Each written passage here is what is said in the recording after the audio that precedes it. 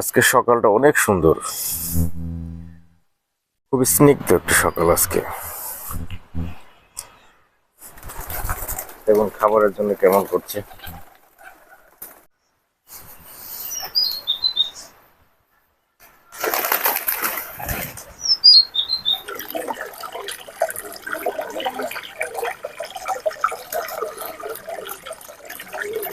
কবুতরকে সবসময় ফ্রেশ পরিষ্কার পানি খাবারের জন্য দিতে হবে। কিছুক্ষণ আগেই এখানে পানি সে কিন্তু খাচ্ছিল না, কেন? কারণ হচ্ছে এখানে এই গামলাতে গতকালকে পানি ছিল, কিন্তু এখন এই যে পরিষ্কার মাত্র হলো ফ্রেশ পানি দেওয়াতে সে কিন্তু আবার খাচ্ছে। দেখুন কি সুন্দর করে তার খাচ্ছে রোদে এসে। সকালে রোদ আসলে সবাই পছন্দ করে।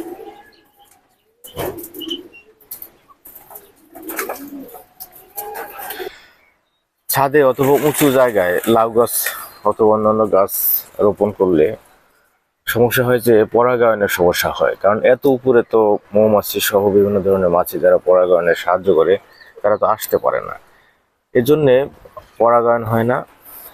ফলে অনেক জ্বালা মারা যায়, এভাবে নষ্ট হয়ে যায়, স্ত্রী ফুল এভাবে নষ্ট হয়ে যায়। তো যদি কৃত্রিম পরাগায়ন করানো হয়, মানে নিজে হাতে যদি পরাগায়ন করানো হয়, তখন সেগুলো আবার জ্বালা মারা যায় না এবং প্রচুর পরিমাণে ফল আসে। এজন্য কি করতে হবে, প্রথমে একটা পুরুষ ফুলকে হচ্ছে ছিঁড়ে সেটা হলো একটি স্ত্রী ফুলের কাছে যেতে হবে, যে স্ত্রী ফুলের গায়ে যে পরাগরেণুতে সেটা শুধু এভাবে ঘষে দিতে হবে। এভাবে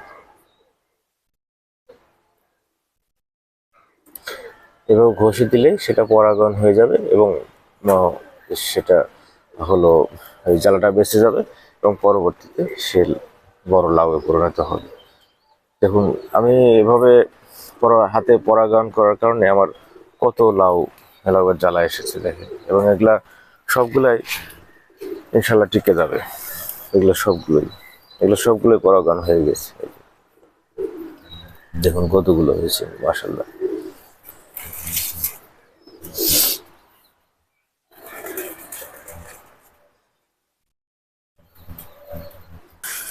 এই দেখেন একটা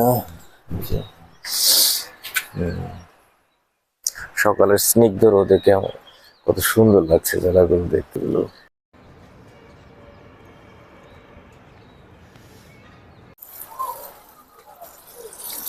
দেখুন আখ গাছগুলো কেমন বড় হয়ে গেছে, মাশাআল্লাহ। তবে এখানে পানি দিতে হয় প্রচুর, কারণ এখানে তো অল্প মাটিতে টবে চাষ করা এতগুলো আখ গাছ। এটা অবশ্য এতগুলো হয়েছে মাত্র একটা গাছ খাওয়ার জন্য কিনে এনে গোড়া পুঁতে রেখেছিলাম, তো সেখান থেকে এতগুলো হয়ে গেছে, মাশাআল্লাহ। এই যখন এখানে হয়েছে ওই টবে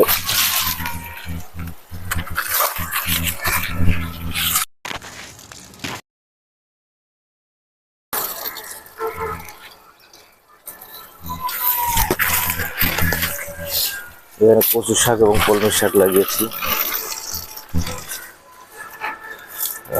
এই যে আর একটা টবে আখ গাছ হচ্ছে।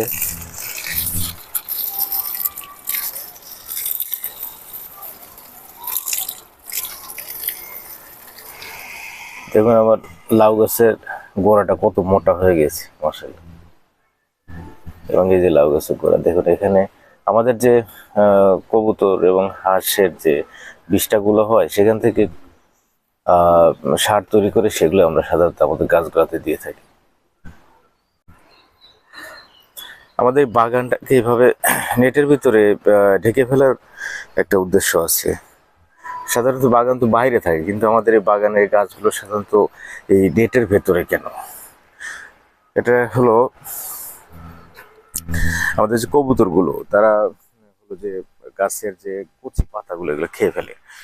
আসলে কবুতরের হলো যে তাদের দানাদার খাবারের পাশাপাশি তাদের এই উদ্ভিদ অথবা শাকসবজি অথবা ঘাস জাতীয় খাবারের খুবই দরকার হয়। তো এটা তারা যখন এত ছাদের উপরে, এখানে তো তারা যেহেতু বাইরেও যায় না, এখানে ওরকম সোর্সও নাই, কোথা থেকে তারা সংগ্রহ করবে? তার কারণে তারা এইগুলা থেকেই, এই আমাদের যে বাগানের থেকেই সংগ্রহ করার চেষ্টা করে।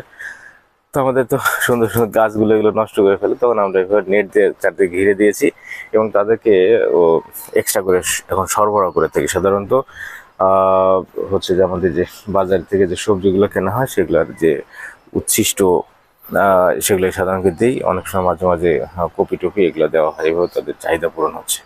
দেখুন এই বেগুনের গাছটাতে বেগুন এসেছে, সুন্দর বেগুন। পেঁয়াজের ফুল হয়েছে, এই যে পেঁয়াজের ফুল বেরোচ্ছে, পেঁয়াজ লাগিয়েছে।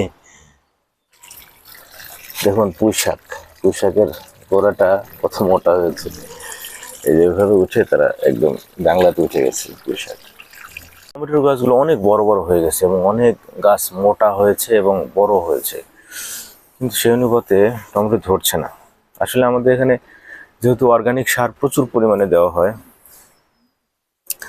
মানে যে আমাদের যে কবুতর এবং হাঁস এবং কোয়েলের যে বিষটা সেগুলো থেকে যে সার তৈরি করে দেওয়া হয়, এগুলো তো খুব শক্তিশালী সার, যার কারণে গাছগুলোর অনেক মোটা সোটা এবং বড় বড় হয়, কিন্তু সেই তুলনায় ফল কম ধরে। কারণ হলো যখন প্রচুর পরিমাণে সার বেশি হয়ে যায়, যখন তাদের শক্তি বেশি হয়ে যায়, তখন কিন্তু ফল কম ধরে। তো আমারও এটাই হয়েছে মনে হচ্ছে। এটা হলো করলার গাছ, দেখুন একটি মাত্র করলার গাছ, এই যে, কিন্তু সেটা জাংলাতে উঠে জাংলার প্রায় বিশাল একটা অংশ দখল করে ফেলেছিল, এদিক দিয়ে এদিক দিয়ে এদিক দিয়ে। এবং আশা করছি ভালো করলা ধরবে, কারণ গাছটা অনেক বড় হয়ে গেছে। ওইদিকেও গিয়েছে, ওই দেখুন, ওই যে এদিকে এদিকে চারিদিকে ছড়ায় গেছে একটা গাছ থেকে। এবং জ্বালাও এসেছে, এই যে কোথায় যেন দেখলাম কয়েকটা জ্বালাও এসেছে দেখলাম। দেখুন এই টমেটো গাছটা জাংলাতে উঠে গেছে, মাশাআল্লাহ কত বড় হয়েছে। এই যে গোড়া কোথায় আর তার মাথা চলে গেছে কোথায়। গাছ বেশি লম্বা এবং শক্তিশালী হয়ে গেলে সেগুলোতে টমেটো কম ধরে। যাই হোক, এই গাছটাতে বেশ ভালো টমেটো আসছে ইনশাল্লাহ, কিন্তু এই গাছটা আবার দেখেন একটু অত বড় না, ছোটখাটো গাছ। এই জন্য আসলে এই সবজিতে সবসময় হলো যখন ফল আসে, ফল আসার পরে অত ফল আসবে এমন সময় হলো পটাশ এবং টিএসপি সারটা আনুপাতিক হারে দিলে ভালো, এবং ইউরিয়া সারের পরিমাণটা একটু কম রাখতে হয়। ইউরিয়া সার বেশি দিলে গাছ অনেক শক্তিশালী হয়ে যায় এবং ফল কম আসে। তো আমরা তো আসলে কোনো সারই ব্যবহার করি না, আমরা যা দিই সবই আমাদের যে হলো জৈব সার। যাই হোক, আমাদের এই জৈব সার পরিমাণটা একটু কম দিতে হবে আর কি, একটু বেশি হয়ে গেছে মনে হচ্ছে। থানকুনি পাতা, এটা পেটের জন্য খুবই ভালো। পাতলা পায়খানা হলে অথবা পেটের ব্যথা হলে তখন এগুলো বেশ ভালো কাজ করে। কতগুলো হয়েছে থানকুনি পাতা, খুব ভালো একটা গাছ এটা। দেখুন আমার সিম গাছটা, সিম গাছ এই যে জানলাতে উঠে গেছে এবং মাশাআল্লাহ অনেকগুলো সিম ধরেছে। এই যে দেশি সিম, এগুলো খুবই টেস্টি। এর আগে কয়েকবার নিয়ে খেয়েছি, বেশ ভালো। এই যে এখানে সিমের যে দুইটি চারা হয়েছে, এই দুইটি থেকেই আমরা বেশ অনেকগুলো সিম খেয়েছি।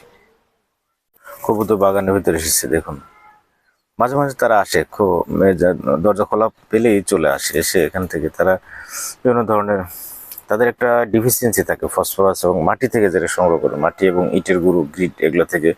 এই জন্যে তাদেরকে এক্সট্রা করে কিন্তু কবুতরকে আহ, ওই ইটের গুঁড়ো যেটা গ্রিট বলা হয় ওইটা দিতে হয়, তাহলে তাদের ফসফরাসের যে ডিফিসিয়েন্সি ওটা থাকে না এবং ভালো ডিম দেয়। এই মিষ্টি কুমড়োর চারাটি বড় হচ্ছে।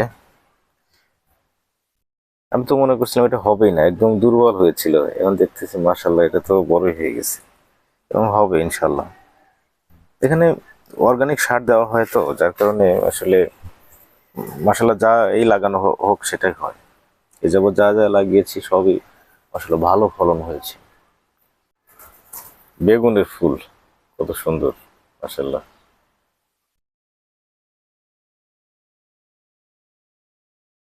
বেগুনও এসেছে, এই যে বেগুন, ছোট বেগুন।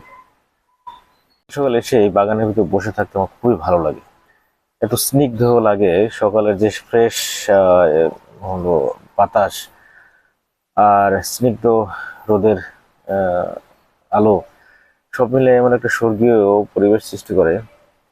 তার কারণে আমি মাঝে মাঝে এসে, মাঝে মাঝে বলতে প্রতিদিনই আসতে হয়, কারণ গাছে পানি দিতে হয়, কবুতর খেতে দিতে হয়, প্রতিদিনই আসতে হয়। তো সবসময় এসে খাবার টাবার দিয়ে তারপরে একটু বসে থাকি, সময় কাটে, তারপরে এখান থেকে যাই। তো এত ভালো লাগে, মনে হয় ফ্রেশ। সারাদিনের যে দূষিত যে বাহু গ্রহণ করা হয়, আর এই সময় যে 1 ঘন্টার যে বাহু, এটার ভিতরে আকাশ আর পাতাল পার্থক্য। মানে ফিল করতে কেমন একটা মুখের ভেতর ঠান্ডা একটা অনুভূতি লাগে, যে এত সুন্দর একটা নির্মল অক্সিজেন গ্রহণ করছে। এই জন্য আসলে প্রতি বাড়ির ছাদেই অথবা বেলকনিতে, এই ছোট জায়গায় আসলে ছোট বাগান গাছপালা লাগানো উচিত। তাহলে শরীর ভালো থাকে, মন ভালো থাকে, এবং এটা বর্তমান সময়ের জন্য খুবই জরুরি। বর্তমানে যেভাবে হলো যে নানান ধরনের প্রবলেম দেখা দিচ্ছে, সেই হিসেবে আপনার আসলে লাংসটাকে ভালো রাখতে হবে। বডির বিভিন্ন যে বডি পার্টস, এগুলোকে ভালো রাখতে হবে। তবেই হলো রোগ প্রতিরোধ ক্ষমতা বাড়বে, এবং রোগ প্রতিরোধ ক্ষমতা বাড়লেই বিভিন্ন ধরনের যে ভাইরাস, নতুন নতুন ভাইরাস আসছে, এই ভাইরাসের বিরুদ্ধে যুদ্ধ করা যাবে। তাছাড়া আসলে শুধুমাত্র অ্যান্টিবায়োটিক, ওষুধপত্র এগুলোর উপরে নির্ভরশীল হয়ে বডি রোগ প্রতিরোধ ক্ষমতা বাড়বেই না, বরং আরো দুর্বল হয়ে যাবে। এই জন্য আসলে বাড়িতেই অর্গানিক ভাবে উৎপাদিত প্রোটিন, যেমন আমার এখানে কবুতরের মাংস বেশ ভালোই হয়। এখানে 50-60টা কবুতর আছে। সেখানে হলো প্রতি মাসে প্রায় মিনিমাম 20টা তো হয়, 20 থেকে 30টার মতো বাচ্চা এখান থেকে হলো মাংস পাওয়া যায়। তারপরে হাঁস পালন করেছিলাম, সেখান থেকে হাঁসেরও অনেক মাংস হয়েছে। তারপর কোয়েল আছে, কোয়েল পাখির ডিম খাওয়া হয়। তারপরে হচ্ছে আহ মুরগিও পালন করছিলাম এর আগে, কিন্তু এখন আর মুরগি নাই অবশ্য। তারপরে বিভিন্ন ধরনের এই পশু পাখি কিন্তু ছাদেও পালন করা যায়। যেমন আমি এখানে কবুতর, হাঁস, মুরগি, কোয়েল, এই 4টা আমি পালন করেছি, এবং এটা একেবারে ইজি। আমি তো অফিসে যাই রেগুলার, সকালে একবার, আর হলো যে অফিস থেকে এসে একবার, এই 2বারই আমি ছাদে আসি এবং এসে এদেরকে খাবার দিয়ে ইয়ে করি। তো এই সময় কিন্তু আসলে বেশি কঠিন না, খুবই সহজ কাজ, কিন্তু এর দ্বারা কি হচ্ছে, আমার মানে অনেক উপকার হচ্ছে, অনেক। এখান থেকে আমি প্রোটিন পাচ্ছি, এখান থেকে শাকসবজি অত বেশি হয় না, কিন্তু যা হয় এটা তো একদম ফ্রেশ পাচ্ছি, এবং এখানে কোনো ধরনের সার দিতে হচ্ছে না। এই কবুতর এবং হাঁসের যে বিষটা, সেখান থেকে যে অর্গানিক সার দিচ্ছি। তো সেই হিসাবে বলা যায় যে এগুলো একদম এর উপর আর কোনো খাঁটি এবং হলো অর্গানিক আর হয় না। তো এই জিনিসগুলোতে আমার ধারণা ইমিউনিটি শুধু বাড়াবেই, কমাবে না, এবং যেটা আপনি কিনে কখনোই পাবেন না। যার কারণে আসলে আমি সাজেস্ট করবো প্রতি বাড়ি প্রতি ছাদেই, প্রতি বেলকনিতেই ছাদ বাগান এবং ছাদ খামার করা উচিত। তো যাই হোক, আজকে আহ অনেক সময় হলো, এখন আসলে বের হতে হবে। তো একটি স্বর্গীয় একটা অনুভূতি আমার হলো, এবং এই বাগানের ভিতরের সময়টাই আমার এরকম প্রতিদিন এইভাবে সময় কাটে। আশা করি আপনারা সবাই আহ নিজেরা বাগান করবেন এবং বাগান থেকে উপকৃত হবেন, এবং নিজেদের শরীর স্বাস্থ্য ভালো থাকবেন এবং দীর্ঘজীবী হবেন। এই কামনায় আজকে বিদায় নিচ্ছি। খোদা হাফেজ।